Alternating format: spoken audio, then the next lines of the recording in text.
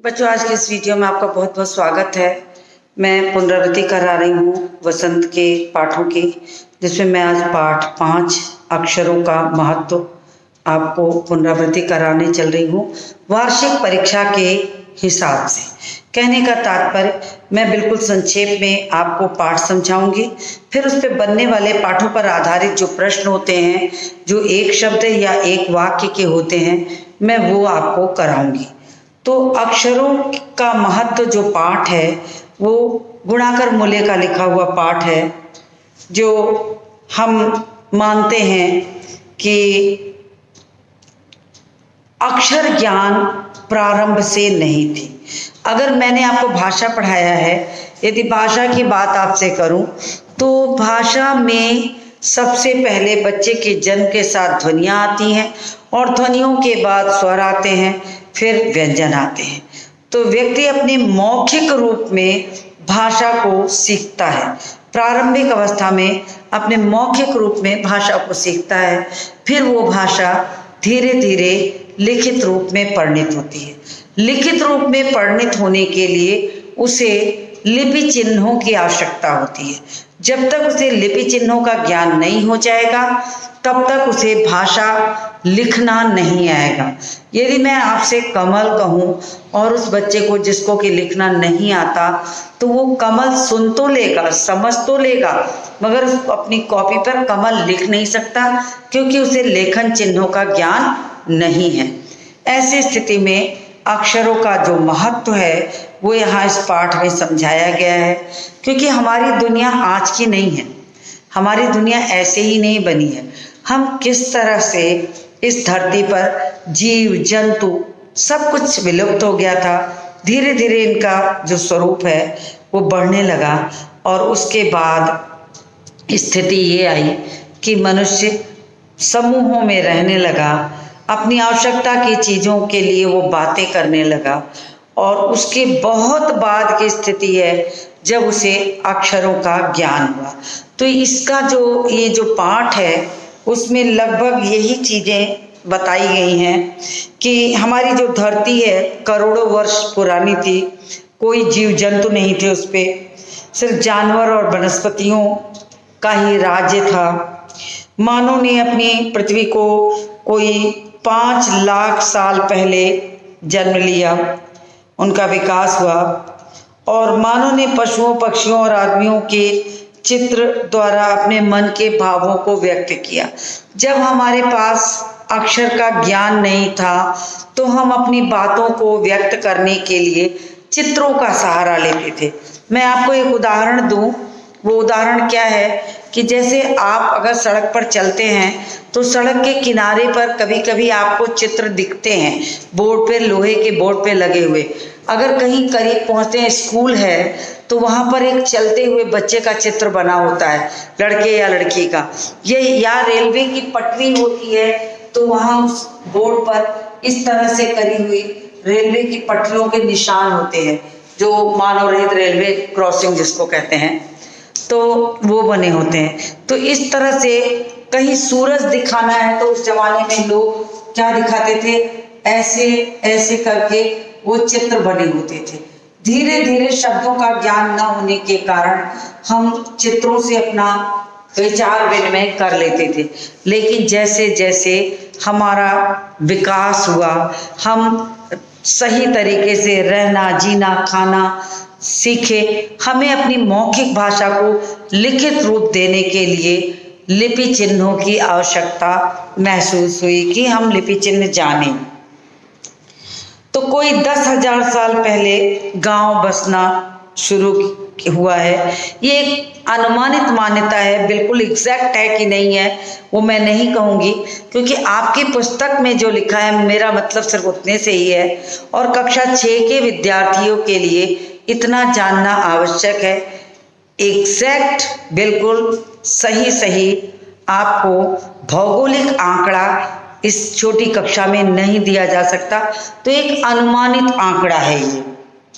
तो धीरे धीरे खेत बसने लगे। अब जैसे लोग इकट्ठा हुए तो लोगों को लगा कि कुछ खाने पीने की चीज़ें चाहिए, और वो अगर उसमें कोई जैसे कोई पक्षी आम का फल खाकर कहीं उड़ के गया, आम का बीज गिराया और वो आम का पौधा निकल के अपने आप बड़ा हो गया।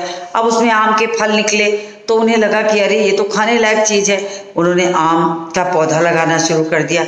ऐसे ही पक्षी, आपने साइंस पढ़ा होगा, विज्ञान पढ़ा होगा, तो उसमें सब चीज़ें सीखी होंगी कि खेती के कितने तरीके होते। तो ये जीव जंतु पक्षी भी हमारे साधन हैं कि जो एक जगह की चीज़ों को दूसरी जगह भी पहुंचा देते हैं। तो मैं बहुत संक्षेप में चल रही हूँ, इतने विस्तार में नहीं चला जा सकता। फिर धीरे धीरे वृत्त के चारों ओर रेखाएं खींचना, सूर्य बनाना, सांकेतिक चित्रों को बना बना के अपने भावों की अभिव्यक्ति लोग करने लगे। और आज से 6000 साल पहले हुई अक्षरों की खोज के साथ एक नए युग का प्रारंभ हो गया। यानी ऐसी मान्यता है कि लगभग 6000 वर्ष पूर्व हम अक्षरों की खोज कर लिए। अनुमानित आंकड़ा है कि लगभग होगा, और लोग इसे अपने अपने हिसाब से रखने लगे। तब से लेकर इंसान जो है वो सभ्य कहलाने लगा, अर्थात उसे अक्षरों का ज्ञान हो गया। अक्षरों का ज्ञान होने से ही मौखिक भाषा लिखित रूप में परिणत हो जाती है, जो कि भाषा का स्थायी रूप है। तो मैंने बहुत संक्षेप में आपको पाठ की थोड़ी सी चर्चा कर दी। अब मैं आपको प्रश्नों पर ले चलती हूँ कि माइक्रोसॉफ्ट पर जब आपके प्रश्न आएंगे तो वो बहुविकल्पी होंगे, आपको विकल्प दिए होंगे। इसलिए आपको क्या है कि आपको ये जानना है कि वास्तव में वन वर्ड में, एक शब्द या शब्दांश में उत्तर देना है। तो आपको जब वो याद होगा तभी आप उस चीज को कर सकते हैं। तो अब मैं प्रश्न को लिखती हूँ कि मैं उपरोक्त पाठ का नाम बार बार नहीं लिखूंगी, आपको ऊपर लिखे पाठ से समझना होगा कि उपरोक्त पाठ में, ये उपरोक्त मतलब प्रश्न 1, उपरोक्त पाठ में किसके महत्व की बात की जा रही है, यानी पाठ किस चीज पर आधारित है। तो इसका उत्तर हो जाएगा कि उत्तर होगा अक्षरों के महत्व,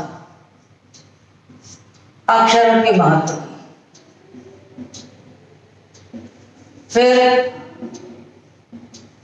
दूसरा प्रश्न है, अब तक कितनी पुस्तकें छप चुकी हैं?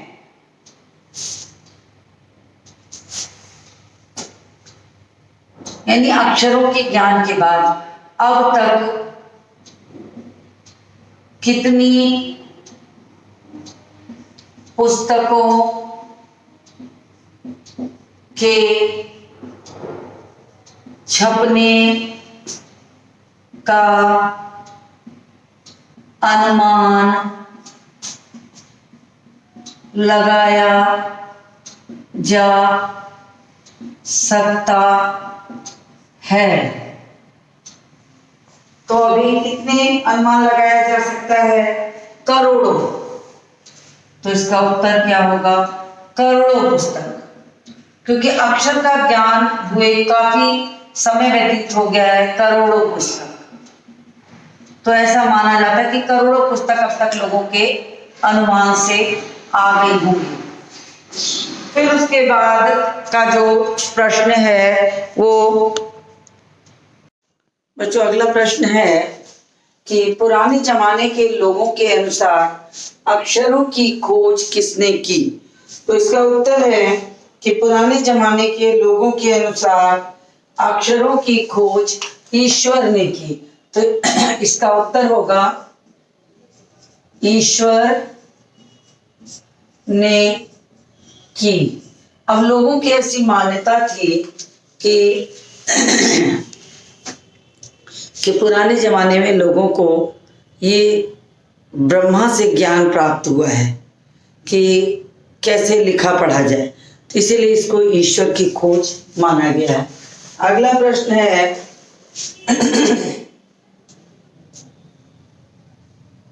हम जान गए कि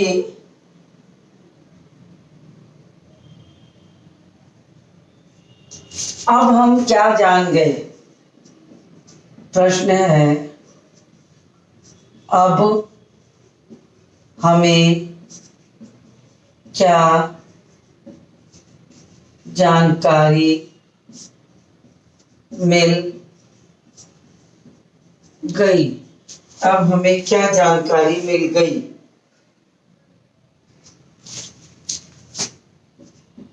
कि मतलब अभी तक हम जानते थे कि अक्षरों की खोज ईश्वर ने की है, तो अब हमें क्या जानकारी मिल गई कि अब हमें क्या जानकारी मिल गई कि ईश्वर ने नहीं मनुष्यों ने अक्षरों की खोज की है।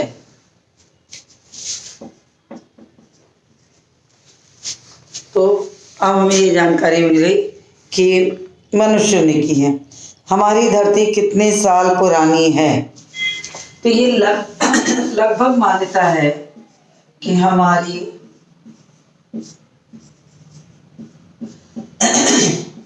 धरती कितने साल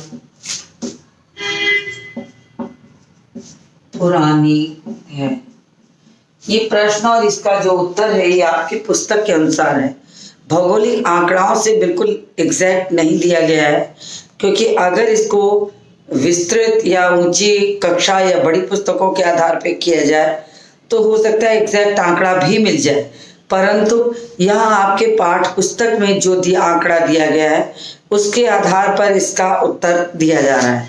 तो अभी आप कक्षा 6 के विद्यार्थी हैं, तो आपके लिए लगभग आंकड़ा जानना ही मुख्य है। अगर आप इतना जानते हैं तो मतलब आप अच्छी तरह से इतना अनुमान आपको हो गया। तो हमारी धरती कितने साल पुरानी है, तो ऐसा माना जाता है कि हमारी धरती जो है 5 अरब वर्ष।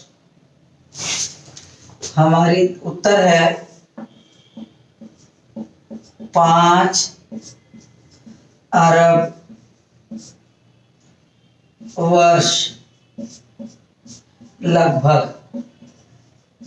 ये लगभग मैंने इसलिए लिख दिया कि ताकि आप उस एक अनुमानित समझे। फिर उसके बाद का प्रश्न है कि प्रागैतिहासिक मानव ने सबसे पहले अपने भाव किस प्रकार व्यक्त किए। प्रागैतिहासिक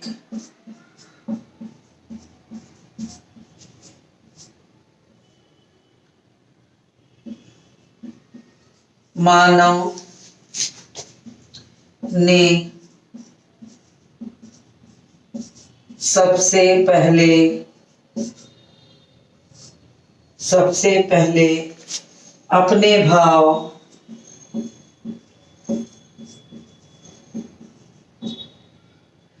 किस प्रकार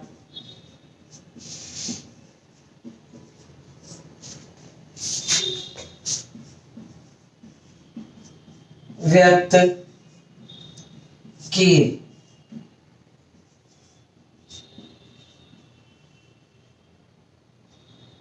तो प्रागैतिहासिक मानव ने इस काल में जो मनुष्य था वो सबसे पहले अपनी भाषा को व्यक्त करने के लिए चित्रों का सहारा लिया।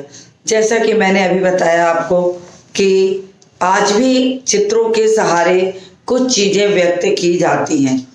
जब हम कहीं सड़क पर निकलते हैं तो हम देखते हैं कहीं मोड़ आता है तो उसके लिए एक गोल एरो बना होता है, कहीं रेलवे की पटरी होती है तो उसमें पटरी किनारे दिखाया रहता है।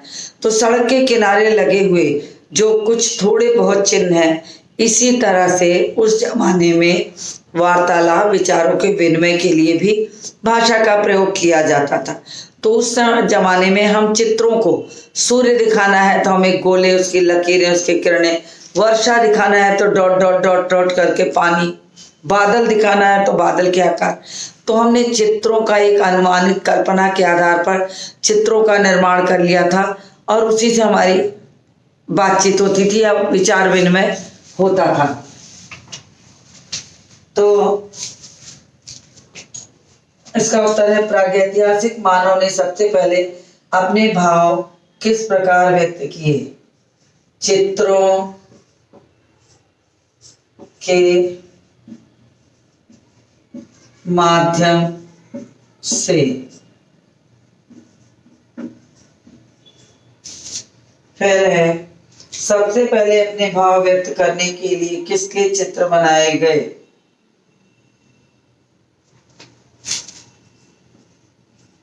सबसे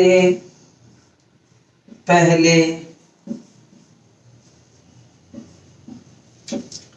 अपने भाव व्यक्त करने के लिए किसके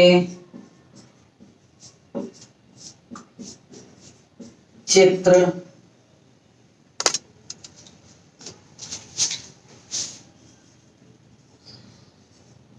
बनाए गए? उत्तर है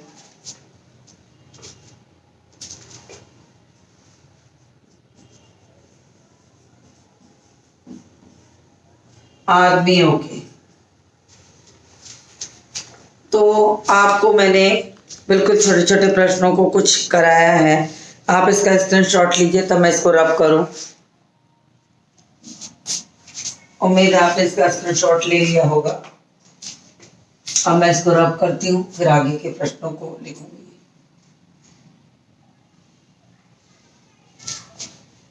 पाठों को अगर इस आधार पर आप तैयार करेंगे तो आपके सभी पाठ में छोटे छोटे बनने वाले प्रश्न आपको याद हो जाएंगे और फिर आपका जब बहुविकल्पी प्रश्नोत्तर वार्षिक परीक्षा में आएगा तो आप उसे आसानी से कर सकते हैं।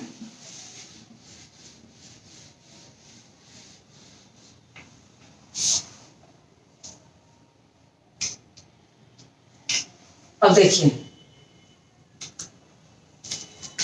प्रश्न अगला है, सूर्य का चित्र किसका प्रतीक है? तो सूर्य किसका प्रतीक है? धूप और ताप का। तो धूप या ताप का, यानी आपको कहीं धूप और ताप के बारे में कुछ बताना है तो आप उस स्थान पे क्या करेंगे? सूर्य का चित्र बना देंगे और उससे ये लगेगा कि हाँ सूर्य की रोशनी है या गर्मी की बात की जा रही है। फिर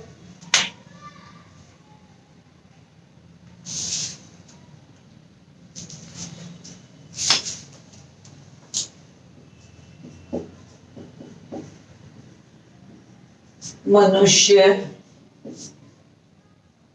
की सबसे बड़ी खोज क्या है? तो सबसे बड़ी खोज क्या है? अक्षरों का ज्ञान है।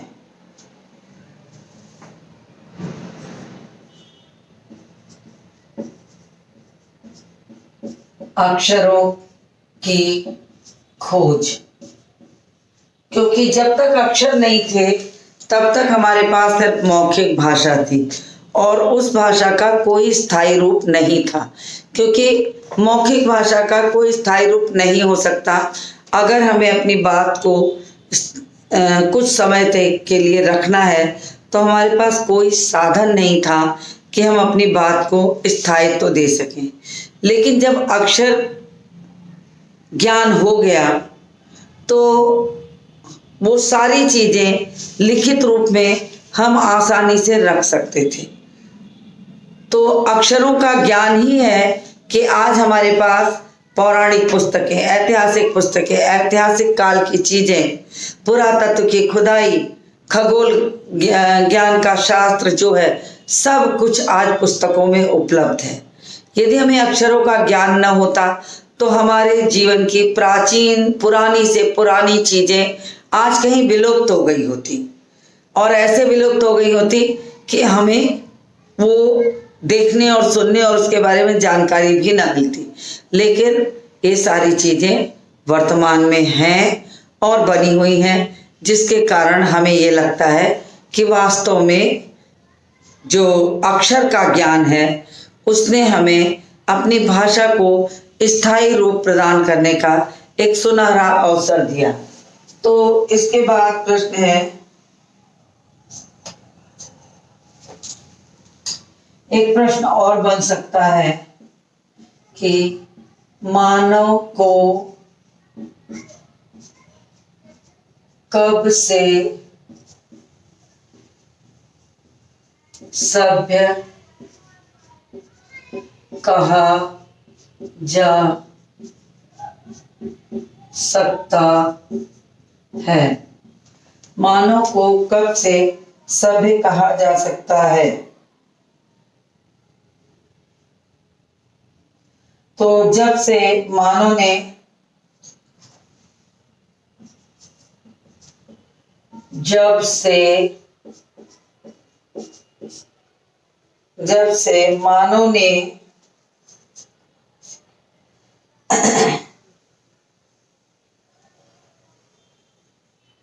जब से मानव ने अस्त्र शस्त्र बनाना सीखा, यानी जब उसको अपनी सुरक्षा की बात समझ में आई तो वो सभ्यता की ओर बढ़ गया। तो व्यक्ति एक दिन में कोई इस तरह से उन्नति नहीं करता, ये क्रम जो है धीरे धीरे चलता है और धीरे धीरे ही विकास होता है। अब इतिहास के सबसे पहले काल को क्या कहा जाता है? इतिहास के सबसे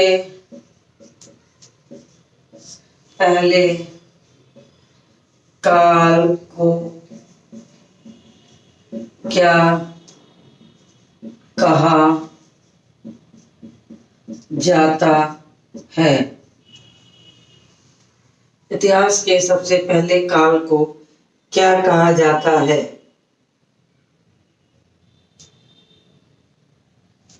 प्रागैतिहासिक काल।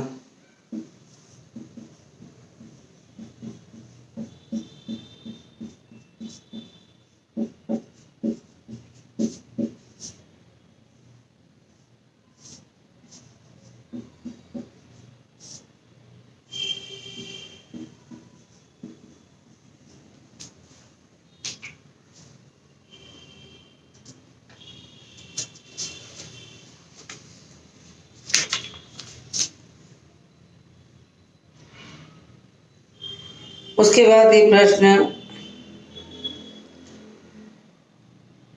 कि आदमी से पूर्व इस धरती पर किसका राज्य था? ये प्रश्न भी आपको पूछा जा सकता है कि जब इस धरती पर आदमी नहीं थे तो किसका राज्य था? आदमी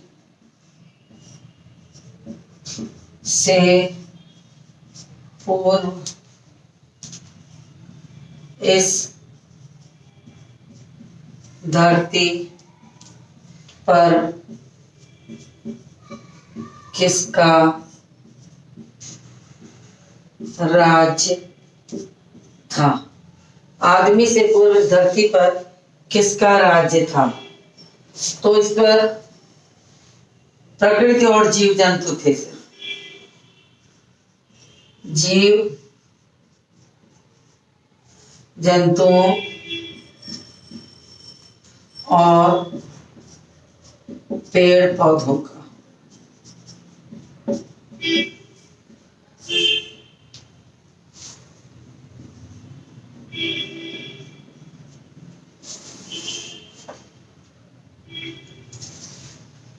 जीव जंतुओं और पेड़ पौधों का।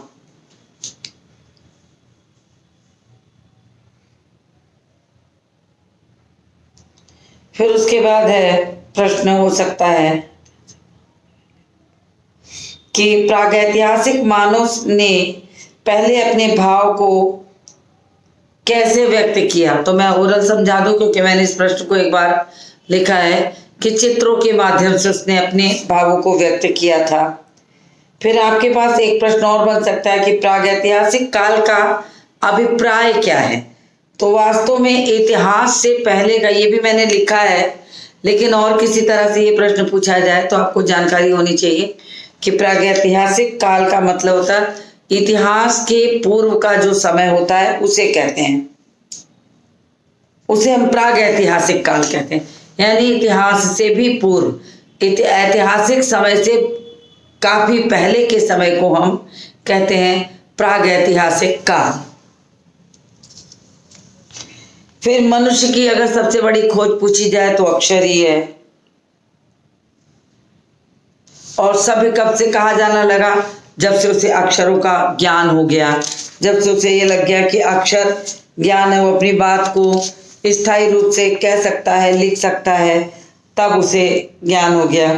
तो वास्तव में एक प्रश्न और इस पे बन सकता है कि स्थायी भाषा, भाषा का स्थायी रूप या स्थायी भाषा कौन सी है? जो मैंने अभी समझाया था उस पे भी बन सकता है स्थायी भाषा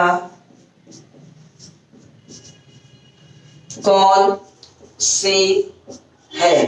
स्थायी भाषा कहने का मेरा जो तात्पर्य है वो है कि जिस भाषा के भावों को हम कुछ लंबे समय तक बचाकर संजोकर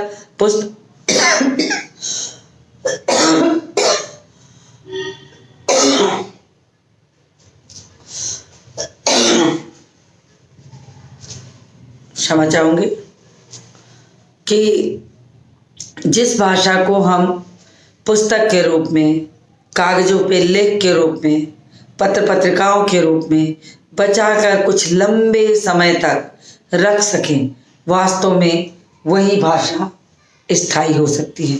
यानी भाषा का लिखित रूप।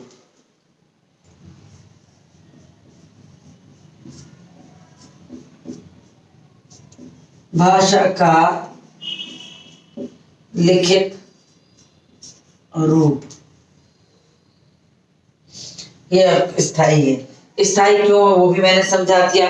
आप इसका स्क्रीनशॉट ले लीजिए, मैं इसे रब करूंगी।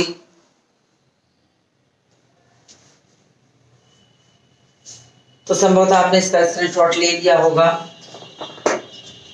मैं इसे रब करती हूं।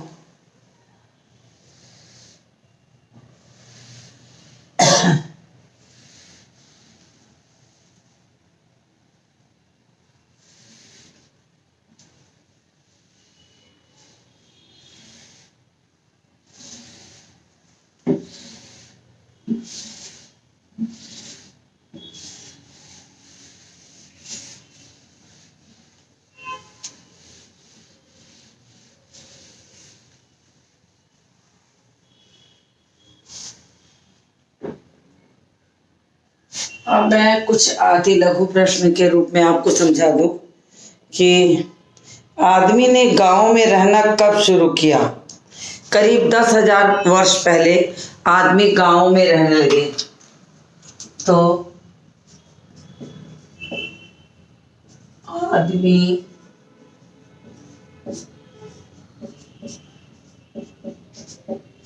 आदमी ने गांवों में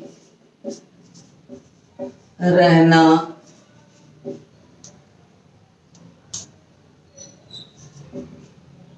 कब शुरू किया? कब रहना शुरू किया? तो करीब करीब 10,000 वर्ष पहले, करीब करीब 10,000 वर्ष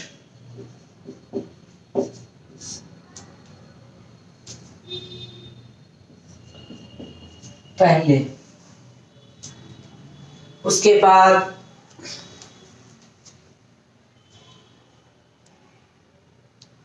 धरती का अस्तित्व कब से है? वही 5 अरब साल पहले कुछ। सूर्य का चित्र किसका द्योतक है? तो सूर्य का चित्र धूप का द्योतक है। तो इस तरीके से देखा जाए तो आपको छोटे छोटे प्रश्न जो हैं पाठों पर वो पूछे जा सकते हैं और आपको उसका जो पाठ को आप जितनी बार पढ़ेंगे, पाठ को आप जितनी बार पढ़ेंगे उतनी बार पढ़ने से आपको उसका संक्षिप्त रूप जो है वो याद होता जाएगा और प्रश्नों के रूप में आपकी तैयारी हो जाएगी। तो पाठों को बार बार पढ़िए। भाषा की बात का प्रश्न यदि इसमें से देख लें तो हम थोड़ा सा इसको समझा देते हैं। जो है आपका भाषा की बात का पहला है कि उपसर्ग शब्द में से उपसर्ग मूल शब्द और अर्थ अलग करें। तो शब्द है असफल, असफल में अ उपसर्ग है, ये अ उपसर्ग है। मूल शब्द जो इसका है वो है सफल। और अर्थ की बात करें तो सफल का अर्थ होता है कामयाब, जो व्यक्ति कामयाब हो। तो आपका जो प्रश्न है वो ये है कि शब्द में से आप उपसर्ग अलग करें और मूल शब्द अलग करें और उसके बाद अदृश्य में जैसे है अदृश्य में आ हो गया, ये दृश्य हो गया और अदृश्य का जो मतलब है जो दिखाई न दे। तो इस तरीके से ये कराया हुआ है तो संभवतः आपको आता होगा अदृश्य, जो दृश्य ना हो या जो दिखाई ना दे। तो ये प्रश्न भी आपको मैंने संक्षेप में समझा दिया कि इसी तरह इसको अलग करते जाना है। फिर इसके बाद का शब्द है अनुचित, जिसमें अनुपसर्ग है, उचित शब्द है और उसका अर्थ होता है ठीक। अनावश्यक में अनुपसर्ग है, आवश्यक मूल शब्द है और आवश्यक मतलब होता है जरूरी। अपरिचित में उपसर्ग है, परिचित शब्द है, परिचित का मतलब होता है जानकार। अनिच्छा में अनुपसर्ग है, इच्छा, इच्छा का मतलब होता है चाह। तो ये प्रश्न थोड़ा इम्पोर्टेंट है तो मैं इसको आपको समझा दे रही हूँ कि ये प्रश्न कैसे लिखा जाता है। तो मुझे उम्मीद है कि आपको इतना समझ में आ गया होगा। आप इसका स्क्रीनशॉट ले लीजिए, मैं किनारे हो गई हूँ। और इसी के साथ इस वीडियो को समाप्त करती हूँ। मिलती हूँ आपसे अगले वीडियो में।